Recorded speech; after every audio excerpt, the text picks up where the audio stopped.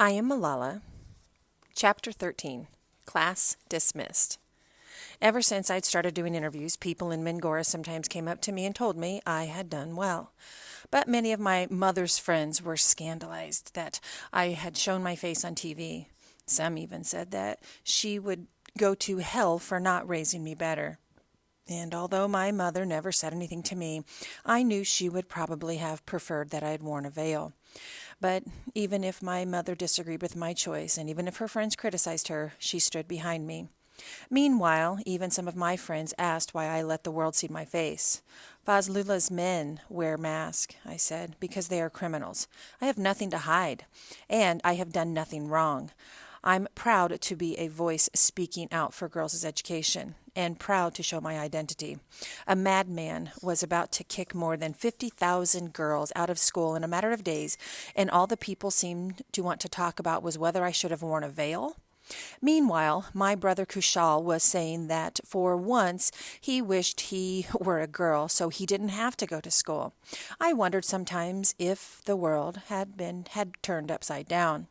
My mother and father liked to watch my interviews, but I usually ran out of the room when they came on TV. I always liked to give interviews because I knew how important it was to speak for girls' rights, but I never liked to watch them. I don't know why. It was fine for the whole world to see me. I just didn't want to see myself. And I suppose I would have to admit that I'm a lot like all those people who were so preoccupied with my appearance. I suddenly noticed all kinds of things about my looks, things that had never bothered me before. My skin was too dark. My eyebrows were too thick. One of my eyes was smaller than the other, and I hated the little moles that dotted my cheek. A couple of days before the official school closing, my father was going to Peshawar to meet two video journalists from the New York Times, and I went with him. They had invited my father to ask if they could follow him on the last day of school, but at the end of the meeting, one of them turned to me and asked, "What would you do if there comes a day when you can't go back to your valley and school?" Because I was both stubborn and full of hope, I replied, "That will not happen." He insisted it might, and I started to weep. I think it was then that I decided to focus their documentary on me as well. The morning of our last day of school, a two-man camera crew appeared at our house. I was still sleeping when they arrived. They told my father they were there to document my day from start to finish. He was surprised. He had agreed to cameras in his school, not in his home. I heard him try to talk the reporter out of the idea, and eventually he gave in, and the filming began. "They cannot stop me. I will get my education," I told the cameraman. "If it is in the home, school, or any place. This is our request to the world. Save our schools. Save our Pakistan. Save our Swat." I sounded hopeful, but in my heart I was worried. As my father looked at me, smiling uncomfortably with mixture of pride and sadness for his daughter, I pictured myself stuck at home, reading whatever books I could find until I ran out of books. I was 11 years old. Was my schooling really going to end now? Was I going to end up like the girls who quit school to cook and clean? What I didn't know was that my words would reach many ears, some in distant parts of the world, some right in Swat, in Taliban strongholds. Later, as my friends and I passed through the school gate and the video camera recording our every move, it felt as if we were going to a funeral. Our dreams were dying. 2/3 of the students stayed home that day, even though we'd all vowed to be there for the last day.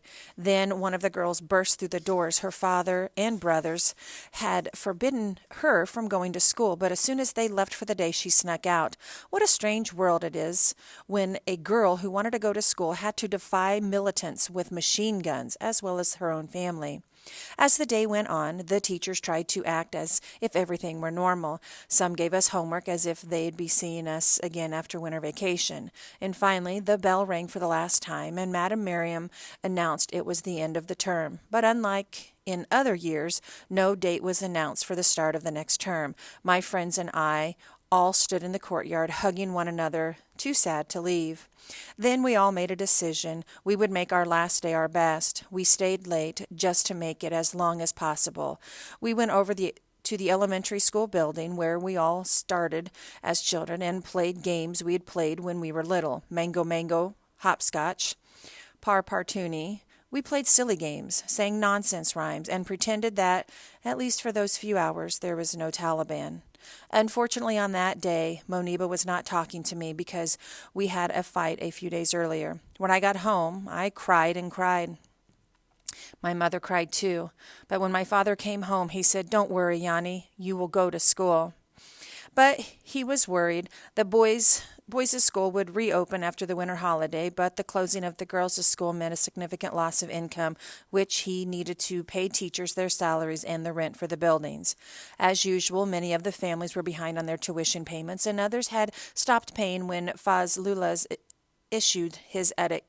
My father had spent the last few days before holiday trying to find ways to pay the rent, the utility bills, and the teachers' salaries.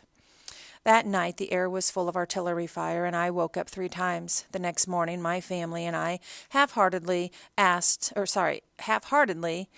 talked about leaving SWAT or about sending me to a boarding school far away. But as my father said, SWAT was our home.